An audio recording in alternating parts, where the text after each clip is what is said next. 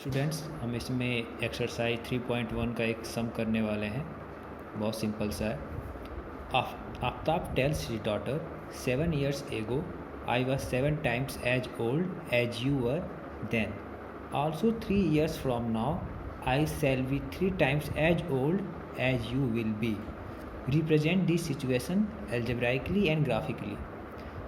अब इसमें हमें ये बता रहा है कि आफ्ताब अपनी बेटी से बोलता है कि 7 साल पहले मैं तुम्हारे 7 गुना मतलब 7 टाइम ज़्यादा मेरी उम्र हुआ करती थी।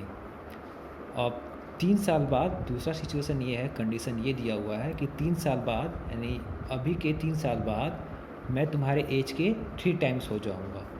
तो इसमें 2 कंडीशन दिए हुए हैं, 2 सिचुएशन, 2 इक्वेशन बनेंगे और दोनों को हमें एक पहले अलजेब्राइकली दिखाना है और उसके बाद ग्राफिकली दिखाना है। तो हम ऐसा कंसीडर करके चलते हैं कि आफ्ताब की एज, ये का सॉल्यूशन हुआ, इनकी प्रेजेंट एज लेते हैं हम, जो आज की एज है। Aftab age at present x year और उसकी बेटी का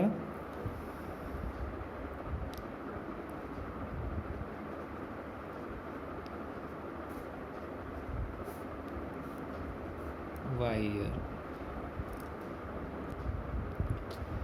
तो अपना जो पहला कंडीशन है तो उसके अकॉर्डिंग जो एज होगी आफ्ताब की 7 साल पहले x-7 और उसकी बेटी की भी 7 साल पहले एज y-7, 7 कम हो जाएगी, 7 कम हो जाएगी, क्योंकि ये दोनों की अभी की एज है। आफ्ताब की एज 1 साल अभी है और उसकी बेटी डॉटर की अभी है y ईयर्स।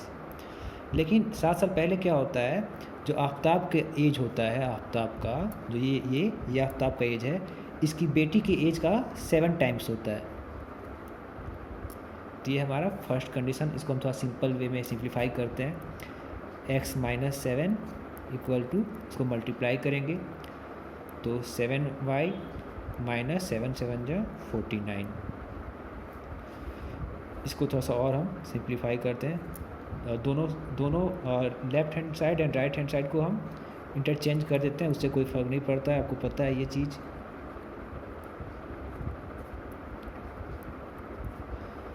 अब मुझे केवल लेफ़्ट हैंड साइड में y रखना है, क्योंकि मैं y को x के फॉर्म में लिखना चाहता हूँ।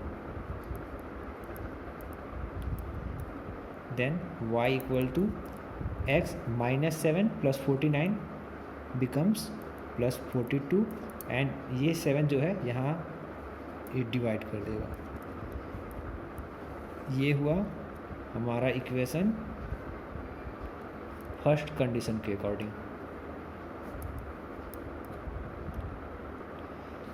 अब जो सेकंड कंडीशन बोलता है वो ये है कि 3 साल बाद, अभी से, द 3 years फ्रॉम नाउ, अब से 3 साल बाद, तो 3 साल बाद दोनों की एज में हम 3 हमें ऐड करना पड़ेगा। तो after 3 years Aftab age will be x + 3 और उसकी बेटी का एज हो जाएगा y + 3। तो इसमें क्या होगा, आफ्ताब जो है 3 times age old age you will be, यानी बेटी के एज का, ये इसकी बेटी का एज का है, उसका 3 टाइम्स हो जाएगा आफ्ताब का एज। इसको भी थोड़ा सिंप्लीफाई करते हैं। x + 3 = 3y + 3 3 जा 9। इंटरचेंज करते हैं 3y + 9 और इसको इस तरफ मैं लिख देता हूँ 3y x + 3 पहले से ही है, +9 जब ट्रांसपोज करेंगे तो +9 इधर जाके -9 हो जाएगा और +3 एंड -9 आपका -6 हो जाएगा और यहाँ से निकल के आएगा y = x - 6 / 3। ये आपका इक्वेशन नंबर 2 हो गया। तो यहाँ पे मैंने वो दोनों इक्वेशन लिख रखा हुआ है तथा और ग्राफ भी बनाया हुआ है मैंने यहाँ पे। अब हमें यहाँ हर x के करस्पॉन्डिंग y की एक कुछ वैल्यू मिलेगी। x की जगह पे हम कुछ भी पुट करें y की हमें कुछ ना कुछ वैल्यू मिलेगी। तो मैं यहाँ पे पहले x इक्वल टू 0 इसमें पुट कर रहा हूँ। अगर x इक्वल टू मैं 0 पुट करूँ तो क्या हो जाएगा, 0 प्लस 42 42। जब 7 से डिवाइड करेंगे 42 को तो कितनी बार में जाएगा, 6, यानी यहाँ पे आ जाएगा 6, यानी x इक्वल टू 0 के करस्पॉन्डिंग y की वैल्यू होगी 6। x इक्वल टू -7 रखे तो क्या होगा, अगर यहाँ मैं -7 रखता हूँ तो 42 से 7 जब सब्ट्रैक्ट होगा तो वो होगा 35, 7 से डिवाइड करेंगे तो कितनी बार में जाएगा, 7 5 जा, यानी y की करस्पॉन्डिंग वैल्यू 5 होगी। वैसे ही अगर x इक्वल टू मैं यहाँ 7 पुट करूँ तो 42 plus 7 becomes 49, and when we divide by it by 7 then it comes 7 7 जा 49। yes, कुछ भी वैल्यू पुट कर सकते हैं हम। x इक्वल टू अगर 1 पुट करें तो ये हो जाएगा 1 प्लस 42 43 डिवाइडेड बाई 7, 43 बाई 7। पर अपने कन्वीनियंस के लिए हमें हमेशा ऐसा नंबर पिक करना चाहिए, ऐसा नंबर हमें यहाँ लेना चाहिए जिसको पुट करने पे हमें इंटीजर मिले सिंपलेस्ट फॉर्म में, क्योंकि इसको ड्रा करना इस कोऑर्डिनेट ज्योमेट्री पे, इस ग्राफ पे थोड़ा डिफ़िकल्ट होगा। तो यहाँ जो इजी वैल्यू मुझे दिख रही है इन तीनों में से कोई भी ले सकता हूँ। हमें 2 ही पॉइंट चाहिए, क्योंकि 2 पॉइंट से हम एक स्ट्रेट लाइन ड्रा कर सकते हैं, और जो भी स्ट्रेट लाइन हमें मिलेगी वो ये सभी पॉइंट और आगे भी जितने भी हम कर सकते हैं वो सभी उस स्ट्रेट लाइन में आ जाएंगी। तो मैं यहाँ इन दोनों पॉइंट को मैं ले रहा हूँ ग्राफ पे रिप्रेजेंट करने के लिए।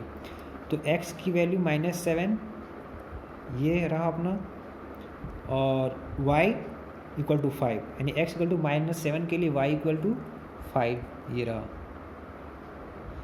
x कोऑर्डिनेट को हम एब्सिसा बोलते हैं और इसको y कोऑर्डिनेट को हम ऑर्डिनेट, सिंपली ऑर्डिनेट बोलते हैं। तो हमारा एब्सिसा है -7 एंड ऑर्डिनेट है 5। तो इन पे हम परपेंडिकुलर लाइन ड्रॉ करें, x और y एक्सिस के पैरेलल। तो ये समथिंग कुछ यहाँ पे ये मीट कर रही है, यहाँ पे इंटरसेक्ट कर रही है। तो हमारा जो ये पॉइंट होगा ये किसको दिखाएगा, एब्सिसा पहले लिखते हैं -7 और उसके बाद ऑर्डिनेट लिखते हैं, यानी y कोऑर्डिनेट ये होगा 5। दूसरा हमारा है 7 7, x इक्वल टू 7 ये रहा, और y equal to x equal to positive value है एब्सिसा की, तो x इक्वल टू 7 ये रहा और y इक्वल टू 7 ये रहा। दोनों पे हम परपेंडिकुलर लाइन ड्रा करेंगे, परपेंडिकुलर लाइन ड्रा करेंगे तो ये कुछ यहाँ मीट कर रही हैं दोनों। ये 2 पॉइंट हो गए। अब हमें सीधा इन दोनों पॉइंट को एक स्केल से मिला देना है। तो ये रहा मेरे पास स्केल, इसको मैंने लिया और सीधा एक सिंपली एक लाइन ड्रॉ कर दिया।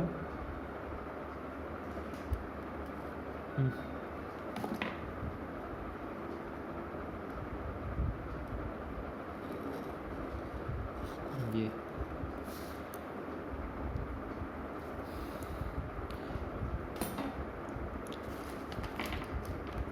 तो ये लाइन है, ये फर्स्ट इक्वेशन को रिप्रेजेंट करिए, ये वाली लाइन। और इस पे ये पॉइंट तो आपको दिख ही रहे हैं, -7 5 और 7 7 ये रहा। इसके अलावा ये सभी पॉइंट और भी आगे जितने पॉइंट हम बना सकते हैं, x के करस्पॉन्डिंग किसी पर्टिकुलर वैल्यू के लिए y के लिए जो वैल्यू मिलेगी वो सबको इस लाइन पे वो कहीं ना कहीं होगा। ये इक्वेशन 2 वाला जो है आप खुद से घर पे ट्राई करेंगे इसे, और होमवर्क, ये आपका होमवर्क रहेगा। आप दिखाएंगे कि ये लाइन कहाँ से होके जा रही है, कैसे जा रही है, उसका नेचर कैसा। नेचर तो ये स्ट्रेट लाइन ही होगी, लेकिन वो किस कहाँ मतलब जा रही है, इससे कितना एंगल बना रही है, ये सब उसमें दिखेगा।